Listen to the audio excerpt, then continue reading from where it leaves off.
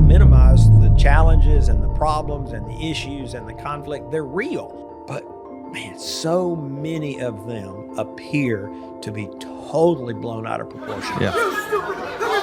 If I have a problem with you and we're in a family together, I need to talk to you. I don't need to talk to my sister or my uncle. Right. Trying to understand where they're all coming from and how they're thinking, and even what's it like to be loved by you. We put ourselves in their shoes. It's amazing how we begin to see things through a little different lens. If you've been in a family very long, you know that conflict is inevitable. It's what we're talking about today. Welcome to the Lead Everyday Show. I'm Randy Gravitt. And I'm Mark Miller. And one of the questions we just received was, what is the key to navigating conflict in relationships? And this feels like a little bit of a loaded question. I don't know if you got answers here, but we're gonna try to answer this one today. We're talking new book coming out next week, Winning Begins at Home, and sort of a spinoff of the book. We had people submit some questions here, and we've had a fun time answering some of those this week. So we'll see how we do here with conflict. I hope we can get along. Now, you doing okay today? I'm great. This is one of the more vexing questions for me personally. Do share. Well, I mean, our family is like every other family, right? And there is conflict, but I don't get tangled up in it as much as others. And that's not even a criticism. I'm not saying they're wrong. They wonder sometimes why I can't get amped up and worked up about she said this or he did that or this, that, and the other. And so it's a vexing question. And I don't know that I've got a lot of advice. But again, I tend to draw on what I know, and that's been working with leaders for 45 years. Yeah. And if you'll think others first, it's much easier to deal with those conflicts. I think many times, not exclusively, but in my experience, when you can't get past something, it's because somebody's thinking about themselves. That's good. And if it's not me, then let them think about themselves. But that doesn't mean I've got to think about myself. Yeah, you don't have to get involved in it necessarily. Well, you don't even have to. I mean, again, this is probably not like documented any of the academic research, but it's okay with me if they get upset. I don't have to.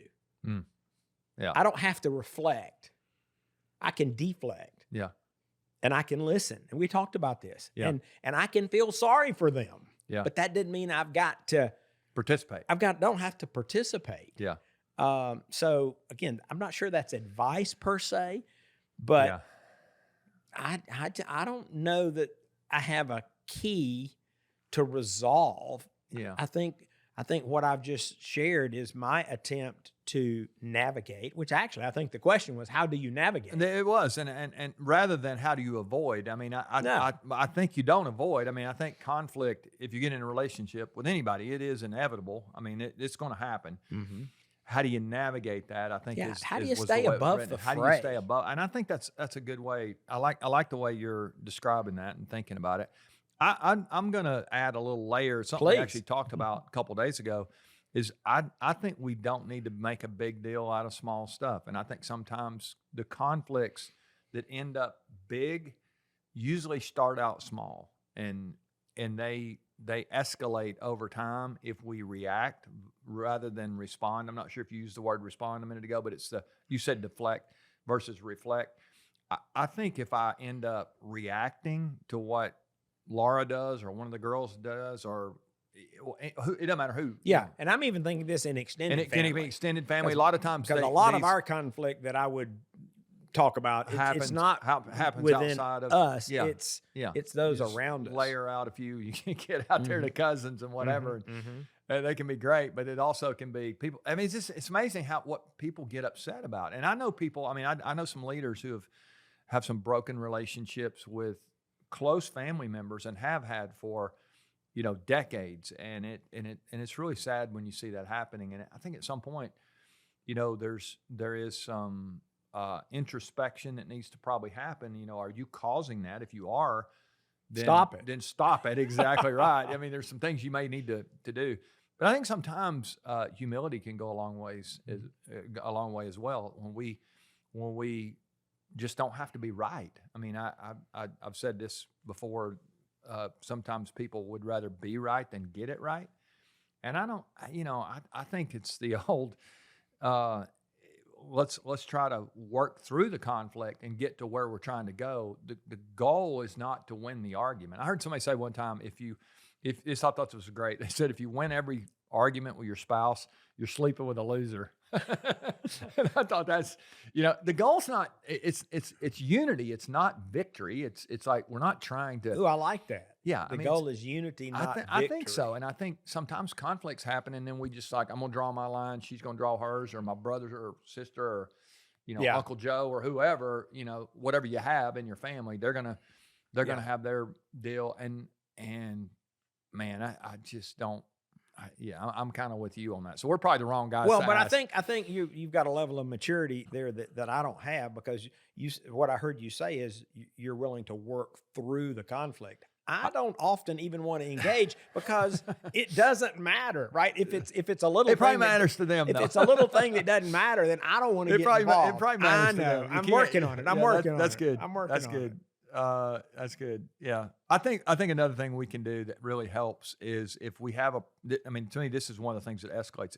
If I have a problem with you and we're in a family together, let's say you're my brother and I have a problem with you, I need to talk to you. I don't need to talk to my sister or my uncle. Right. I think sometimes we don't, and that's actually a biblical principle. If we have a problem with somebody, even in the workplace, we should go to that person first alone and really try to work it out. Yeah. And if we need to bring somebody else in, that's great. But sometimes just to sit down, let's have a conversation, and we start listening to each other, we realize we really don't have a conflict here.